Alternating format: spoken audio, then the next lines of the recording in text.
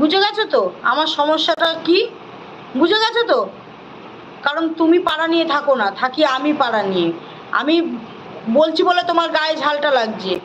আর যখন পাড়াতে আমি বেরোই, যখন এই নিজে এসে বলো আমি এই নিয়ে বহন করতে পারছি না, তখন ও এখন বলতে গেলেই খারাপ, মুখ খুললেই খারাপ।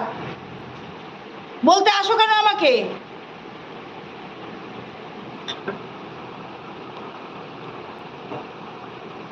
তুমি এখন এখানে কমেন্ট করে কি বোঝাতে চাইছো? আর কমেন্টের বাইরে আমাকে কি বোঝাও?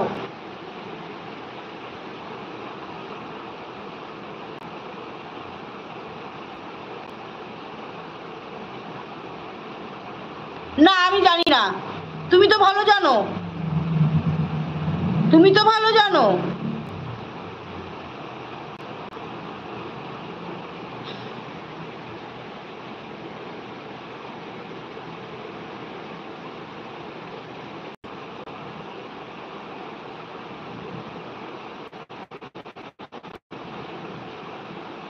কখন যে কি বলে, একদম আমি নিজেই পাগল হয়ে যাব। ও কখন কি ও নিজে বলে আমি যেও বুঝি না। কোনো সময় বলে আমাকে ডিভোর্স দিয়ে দাও, কোনো সময় বলে আমি এইগুলো নিয়ে বহন করতে পারছি না, আবার কোনো সময় যখন আমি ঝাঁপিয়ে পড়বো তখন আমাকেই ঠুসে মারবে।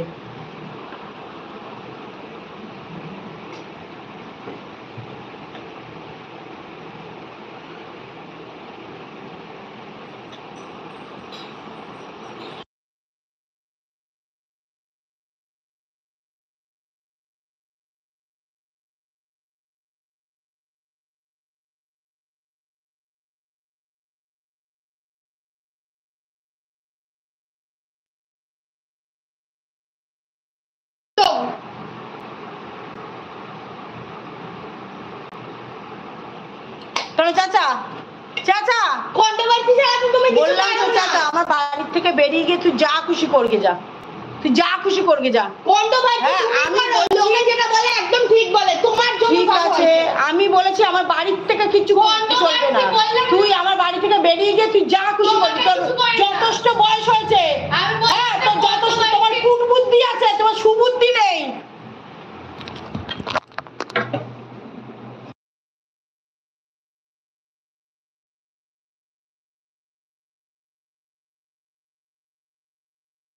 ভিউজ আইনা কন্ট্রোভার্সি শোনাচ্ছো।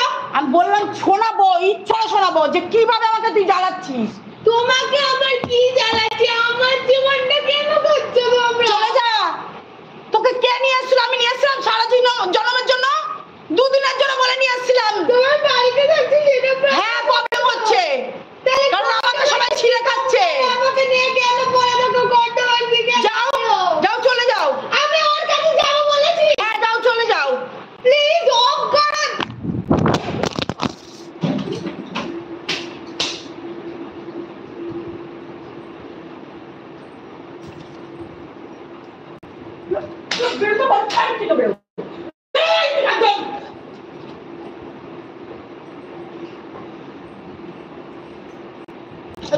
যতদিন থাকবে আমাকে জ্বালিয়ে পুড়ে শেষ করে দেবে, যতদিন থাকবে।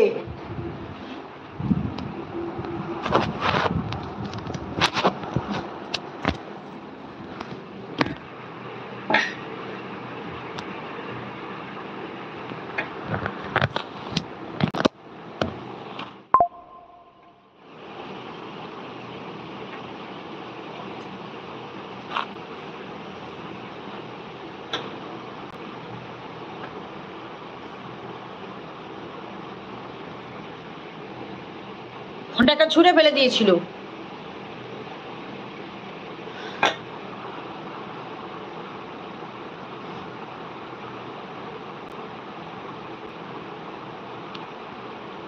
ওকে শিক্ষা দিতে আমি পারবো না, আমিও নিজে ফেড আপ, আমিও নিজেও ফেড আপ হয়ে গেছি।